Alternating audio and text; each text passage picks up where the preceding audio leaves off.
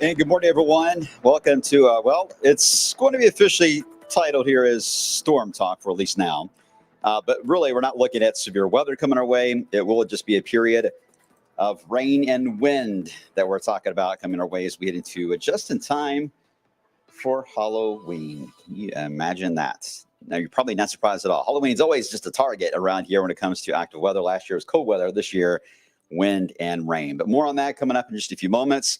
I'm with meteorologist Brian Good. Welcome to the weather blog, Storm Talk here for the day today. I know I've been out a lot here as of late, and I apologize for that. I've had not to get in a lot of detail, but I had a death in the family, and I've had to put family first for a while. And I guess I think you all can relate to that. Family always comes first, right? So, but I'm here with you guys this week. Obviously, it's a busy week for us weather-wise, and of course, it's going to be a busy week for other reasons as well, as you might imagine, and that, of course, be winter.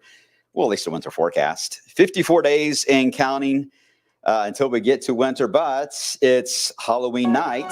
Yeah, I know, we got an alert day, but we're not expecting dangerous weather coming in. So as of now, the winter forecast is on track to hit the wave weather app coming up as we head into Halloween night. Time to be determined. So I just would keep the wave weather app close and look for that notification that does hit. All right. And we'll just have some fun. They're coming up on Halloween. All right. So obviously our focus is going to be Halloween night, but not in the sense of just the winter forecast, although that would be a nice something, little golden nugget to look forward to.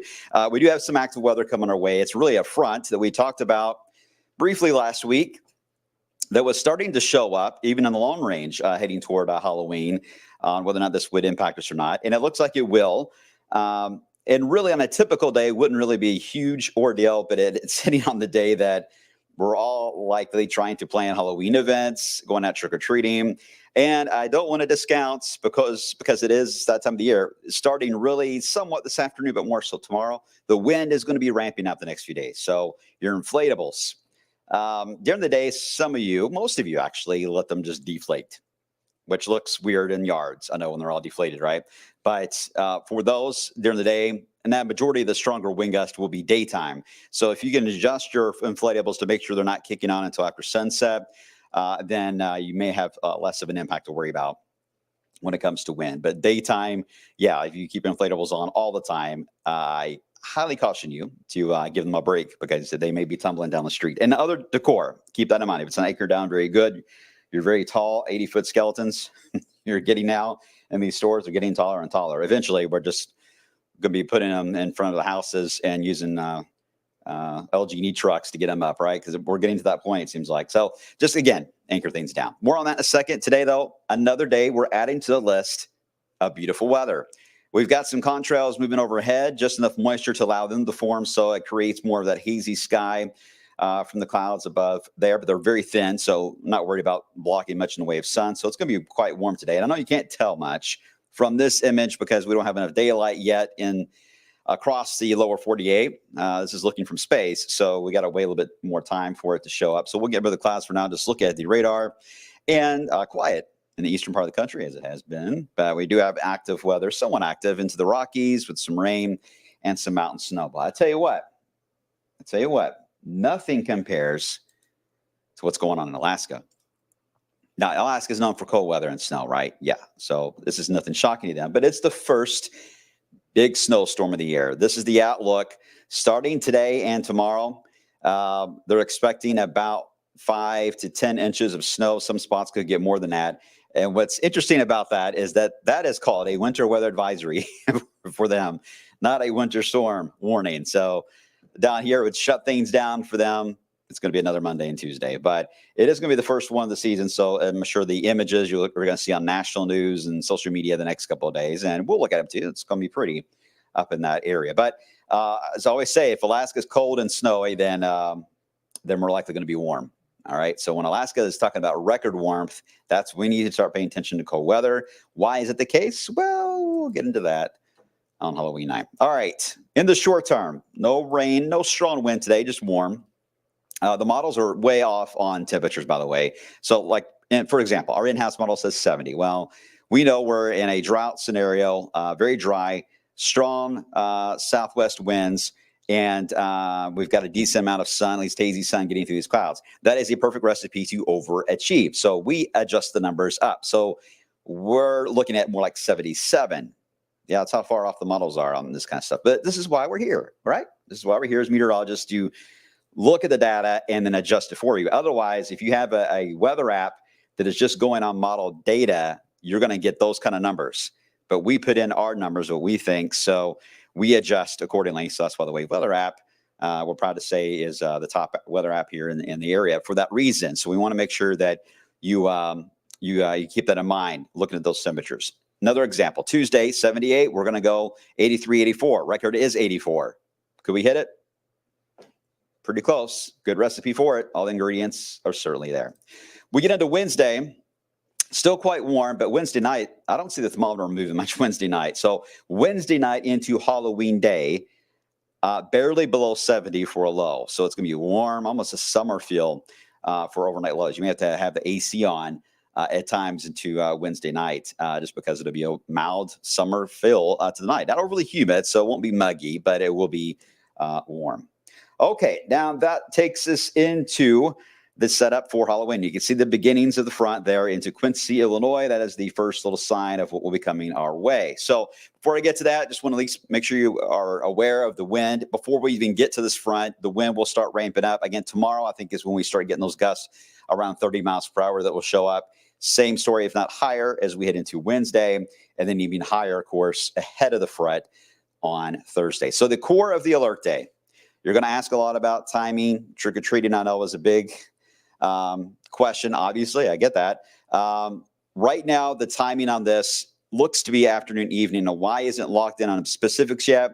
Well, as you're about to see, the rain will likely approach with the front, but there is a chance that we could see that first initial band as it approaches begin to thin out and weaken, and a secondary band behind it, right at the front, or even just behind the front, will really ramp up with heavier rain, and then that will push through. We don't know yet when the first little part of the front will weaken and when the second one will take over. That will make a difference on timing, and certainly toward trick-or-treat time. So give us another 20 to 36 hours or so to fine-tune those specifics, because the data we are able to get now can't tell us that. It can't give us enough info to know the difference on it. So, but we're almost there. About another 24 hours or so, and we'll have it. So anyway, afternoon, evening, that's the best we can do now on timing on this. Rain and wind, half inch of rain, maybe up to 1 inch. Rainfall rates will be about, I would say, 1.5 inches to 2 inches. So it's a decent rainfall rate. It just won't last very long, but could still, again, if it moves slow enough, could put down a good half inch, an inch. I could see that. The wind gusts, 30 to 40. Could we go higher than 40? Yes, especially if the sun is out Thursday afternoon, and we can get past what we call the inversion layer. I'll explain that. Then you can get stronger wind gusts, so it's possible. So not, we're not looking at tornado weather. We're not looking at severe thunderstorms or anything like that. That's not the kind of scenario. Right now, the Cape, for those of you that track that, the Cape is coming in at about 100. So it's just not very high. Now, if that trends upward, when high-res data sees this front, well, that could change the storyline a bit. But right now, we do not see that being the case. Okay, here's a snapshot at 2 o'clock, Halloween day. Rain in Indiana at that point. Rain likely approaching Louisville. I don't know if it'll be quite into Louisville just yet. And then we got rain all the way down into the lane between the lakes area of Kentucky. You again see the leading edge of the rain. Notice the heavier is at the front, not at the beginning. Okay, so as the front moves on by, there's where, again, that weaker wave is showing up, passing through. Here's where the enhancement is, right along the front. But again, that's Thursday evening. This is 1 a.m. Now, you got to keep in mind the Euro has a 6-hour buffer. So this could be still 9, 10 o'clock Halloween night, not exactly 1 a.m. Friday. Either way, you get the idea. It would be in the evening hours. It doesn't last for long, as I mentioned. By the time, certainly, you wake up on Friday on the first day of November, it's over. Is it going to get cold after this front? No. Cooler, yeah, but cold, no. All right, so it's a relatively tame front in that sense. Wind gust. That's the number you see in those little black circles. This is at midnight. So again, the wind will start to increase as we head into the overnight hours and early on Halloween day. I don't see the wind being overly strong. In fact, this is where I disagree with the models in the other way. I don't know if it's going to be as strong as what the models are showing, because I do see what we call an inversion, which is, not to get too complex, but it's basically a protective layer that's near our area, just above the tree line, that the wind is really strong, but it can't punch through that. So it just wars over us. We lose that layer, though, as we head through the daytime period on Thursday, and that's the reason why then the wind can then sneak down and get below the tree line, and then that's when those stronger wind gusts can become a little more of a reality. So during the overnight, early morning hours on Thursday, I think we'll be okay. It'll be breezy outside for sure, but nothing too excessive.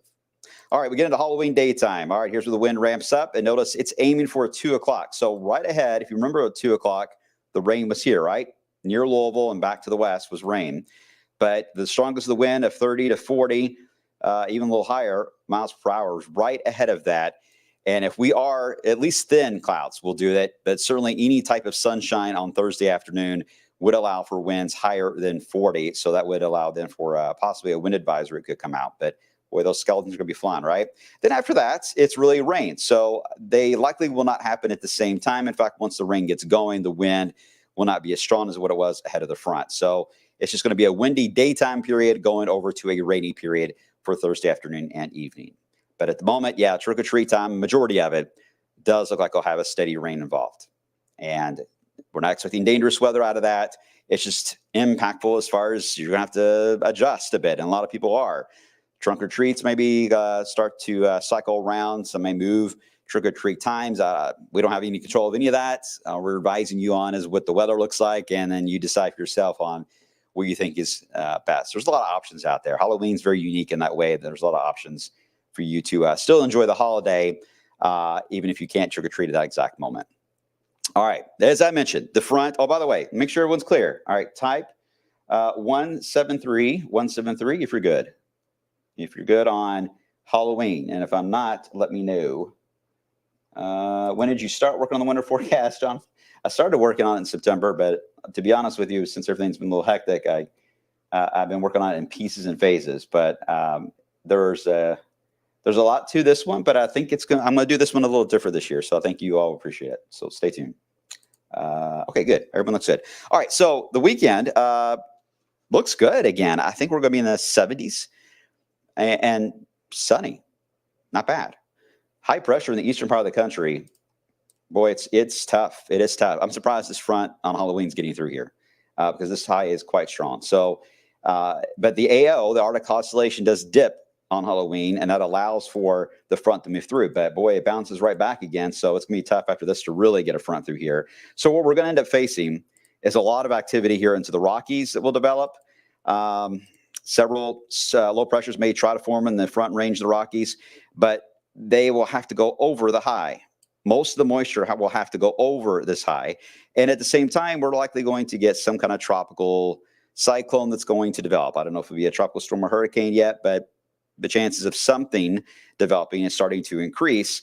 But we need to watch it because, again, it's if it stays east of the high, it will kind of just wander here for a bit and then head out to sea. But if it can sneak under it into the Gulf, well, we don't want that, because if it sneaks into the Gulf, then it can also catch a ride around the high, and that would bring heavier rain back in our area. So next week is our next system that will try to move in. And right now, here's a snapshot for Election Day.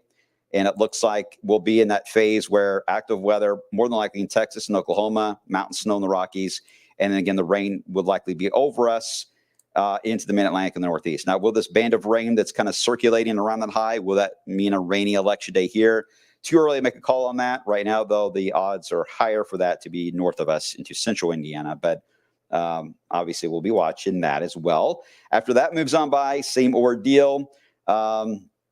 But right now, the teleconnections, at least through mid-November, perhaps even through late November, would keep the cold air here, and the blocking high will likely win out for a while. And it does try to flip. Again, it was trying to show that for November, but all the data I've been looking at for the past few updates is aiming a little more in December. I'm going to have a new round of data tonight, and I will share that with you all coming up on the blog for tomorrow, talking a little bit more about the longer term. But that's mainly focusing on what's going on for Halloween this week. For our alert day that is out for impacts, okay? Not dangerous weather, but impacts for changing your plans for Thursday. And then you can see we do set our clocks back 1 hour as we head into this upcoming weekend. Oh man, that time of the year, right? Okay, I appreciate you all as always. I'm going to get going, get ready for the new data rolling in and get this forecast ready for the midday show at 11 a.m. I will see you guys then. You take care of yourselves. And of course, as I always say, stay out of trouble. See you soon, guys.